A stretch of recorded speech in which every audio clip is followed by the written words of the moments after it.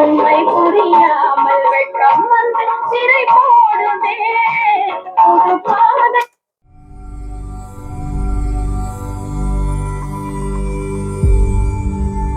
Welcome back to oldie sweet channel. நம்ம இன்னைக்கு இந்த வீடியோவில் நேஷனல் F2 ஒரு சின்ன சர்வீஸ் டிப்ஸ் பார்க்க போகிறோம். இந்த மாதிரி நேஷனல் F2 டேப் ரெக்கார்டர் நிறைய பேர் யூஸ் பண்ணிட்டு இருக்கீங்க. இது ஒரு நல்ல மாடல். இதில் நிறைய டேப் ரெக்கார்டரில் ஒரு ப்ராப்ளம் வரும். என்னென்னா, இந்த டோர் வந்து இப்படி க்ளோஸ் ஆகாது. இந்த மாதிரி க்ளோஸ் பண்ணிவிட்டு விட்டாச்சுன்னா பழையபடி வந்துடும். இது என்னென்னா, இந்த டோரில் ஒரு லாக் உண்டு.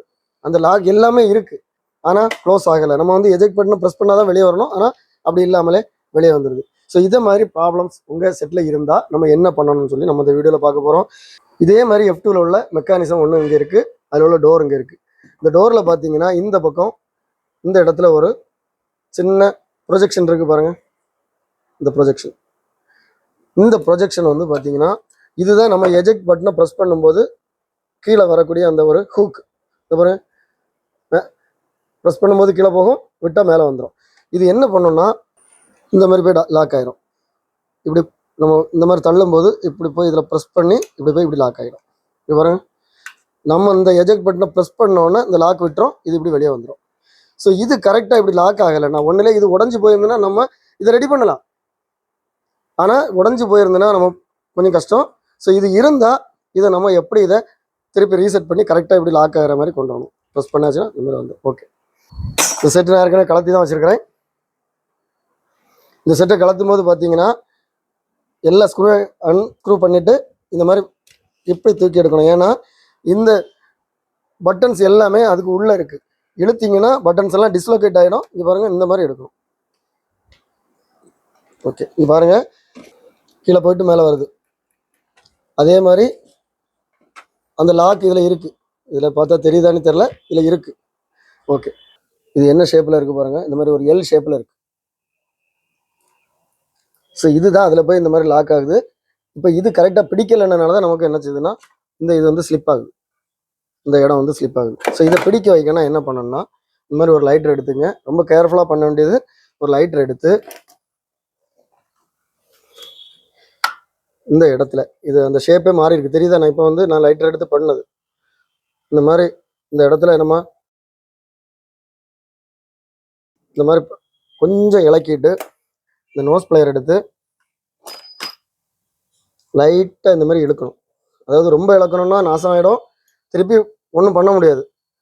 இந்த மாதிரி இப்படி பிடிச்சிட்டு லைட்டாக இழுக்கணும். அது அப்படியே இலகி நிற்கும் போது லைட்டாக இழுத்துட்டு அப்படியே பிடிச்சிடணும். இப்போ பாருங்கள், அந்த ஷேப்பு இது எப்படி இருக்குது, இந்த ஷேப்பு மாறிட்டு கொஞ்சம் இப்படி வளைஞ்சி இருக்கு பாருங்கள். ஏன்னா அது பிடிக்கல அதில். இப்போ கண்டிப்பாக பிடிக்கும். ஏன்னா இங்கே நான் ஒரு கிட்டத்தட்ட ஒரு 2 mm 3 mm நான் என்ன செய்யிட்டேன்னா உள்ளே இழுத்துருக்கிறேன். இப்போ லாக் பண்ணி பார்ப்போம். லாக் பண்ணும்போதும்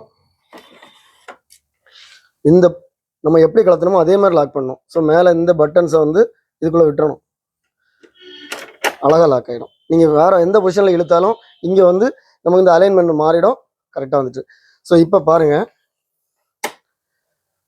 வேறு என்ன பண்ணாலும் லாக் ஆகாது. இந்த மாதிரி நீங்கள் ப்ராப்ளம் இருந்ததுன்னா நிறைய பேர் என்ன பண்ணிருக்காங்கன்னா இதில் வந்து டபுள் சைடு ஸ்டிக்கரை போட்டு இப்படி ஒட்டி வச்சுருவாங்க. அப்புறம் ஒவ்வொரு தடவை கேசட் போடும்போதும் இந்த மாதிரி ஒரு ஸ்க்ரூ டிரைவர் எடுத்து இங்கே போட்டு தென்னணும், அப்போ தான் அது விடும். ஸோ இது என்னென்னா அப்படி இல்லைன்னா இந்த மாதிரி பிடிச்சிட்டு கேசட்டை ப்ளே பண்ண பிறகு தான் இதை விட முடியும்.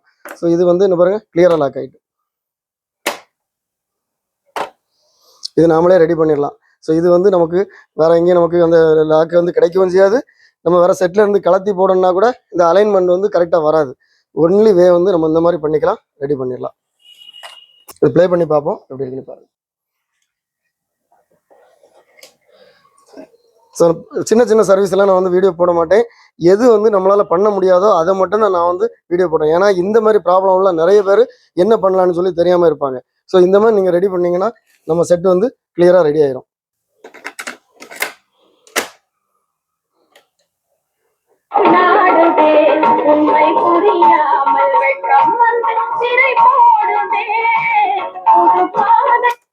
பாருங்க எவ்வளோ கிளியராக இருக்குது.